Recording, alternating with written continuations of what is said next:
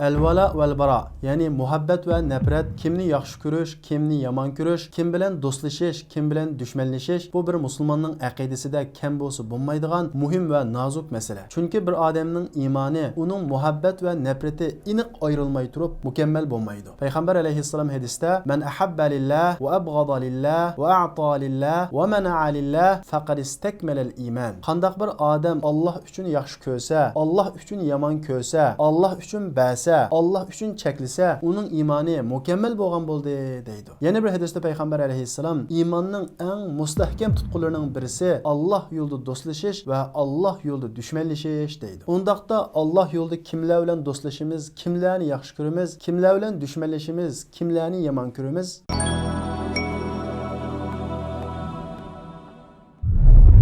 Bizning do'stlashadiganimiz va yaxshi ko'radiganimiz birinchidan Alloh, ikkinchidan Allohning payg'ambari Muhammad alayhissalom, uchinchidan barliq musulmonlar. Allohni yaxshi ko'rish, uning diniga mahkam eslash va uning payg'ambarining yo'liga ergashish bilan bo'ladi. Alloh taolo Qur'oni Karimda: "Qul in kuntum tuhibbunalloha fattabi'uni." Ey Muhammad alayhissalom deng, agar sizlar Allohni yaxshi ko'rsanglar, menga ergashinglar deydi. Ya'ni Alloh taolo payg'ambarga ergashganlikning o'zini Allohni yaxshi ko'rganlik deb ifodaladi. Payg'ambar alayhissalomni yaxshi ko'rish va payg'ambar alayhissalomni do'st tutish bo'lsa, payg'ambar alayhissalomning hadislariga amal qilish va uning sunnatlarini ihyo qilish va tirildish bilan bo'ladi. Musulmonni yaxshi ko'rish, ularga yordam berish, ularning o'zrisini qabul qilish, garchi ojiz bo'lsa-mu, nomrod bo'lsa-mu, bizning to'pimizga tava bo'lmasa-mu, bizning jamoatimizga, jamiyatimizga tava bo'lmasa-mu, Allohga ishonganlik uchun ularni yaxshi ko'rish bizning aqidamizning va iymonimizning bir parchasi. Ma'lum fikrlarda o'xshamaslik, tutib mangan yo'limizning farqli bo'lish sababli ularni yomon ko'rganligimiz bizning iymonimizning mukammal emasligini bildiradi. Alloh taolo Qur'on Karimda: "Innama valiyukumullohu va rasuluhu vallazina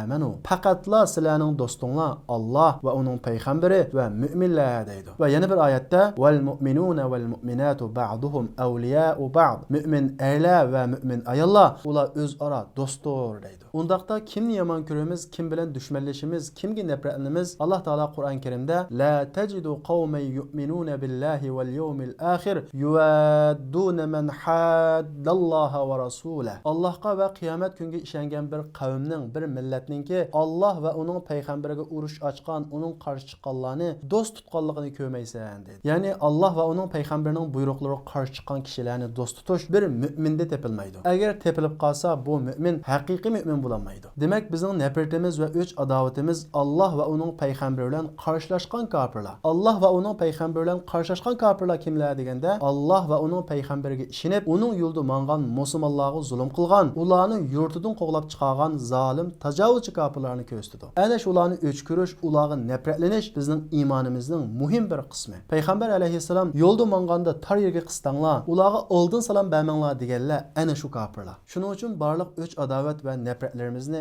ana shu tajovuzchi kofirlarga qarshimiz bizning iymoniy burchimiz. Endi bizga zulm qilmagan, bizning yurtimizni besib olmagan kofirlarni yomon ko'rishimiz kerakmi? Ularni yaxshi ko'rish, ular bilan do'stlashishga bo'lamdi? Bu masalada yaxshi ko'rish va do'stlashishni ikkiga ayirib tushunishga to'g'ri keladi. Birisi diniy jihatdagi yaxshi ko'rish va do'stlashish. Diniy jihatda yaxshi ko'rish va do'stlashish faqat musulmonlarga xos. Boshqa dindagilar iymon aytib musulmon bo'lmaguncha ularni diniy jihatda yaxshi ko'rishga va diniy jihatda do'stlashishga bo'lmaydi. Balki ular Allohni inkor qilganligi uchun, payg'ambarimizni inkor qilganligi uchun bu kufrligidan va bu aqidasidan nafratlanishimiz kerak. Bu nafratlanish ularning diniga va aqidasiga qaratilgan. Shuning uchun ularning har xil shakldagi diniy faoliyatlarga qatnashishga va diniy tus olgan hid bayramlariga qatnashishga va tabriklashga bo'lmaydi. Alloh taolo Qur'on Karimda: "La yattakhidul mu'minunal kafirina awliya'a min dunil mu'minin va man yaf'al zalika falaysa minallohi fi shay." Mu'minlarni qo'yib kofirlarni do'st tutmasin. Agar ular shunday qilsa,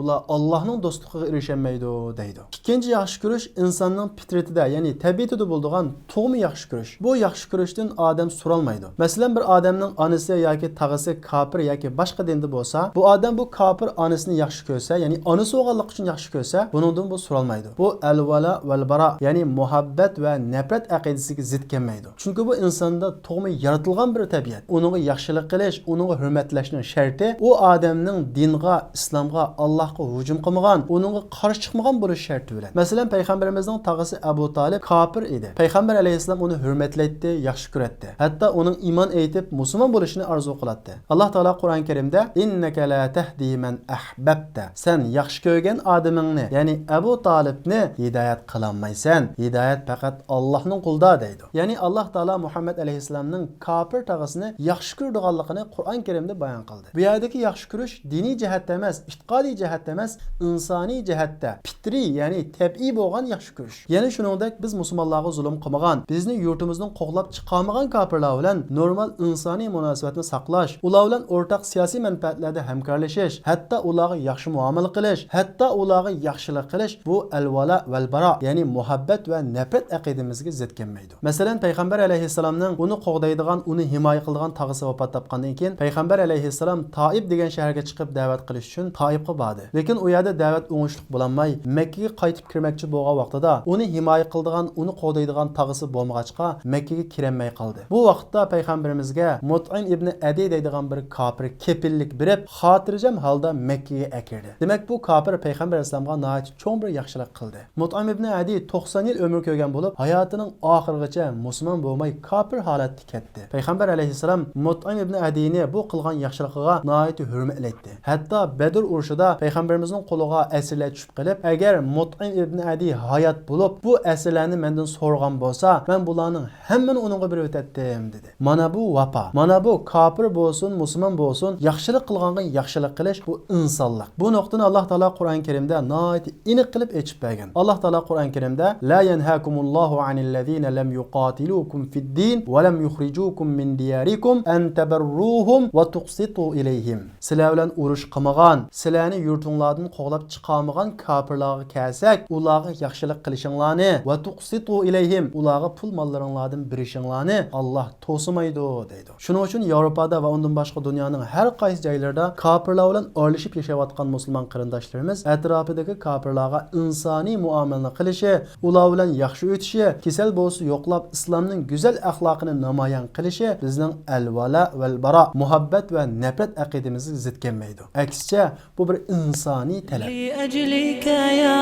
Rabbi nas'a bila tawanin wa tahlu tariqul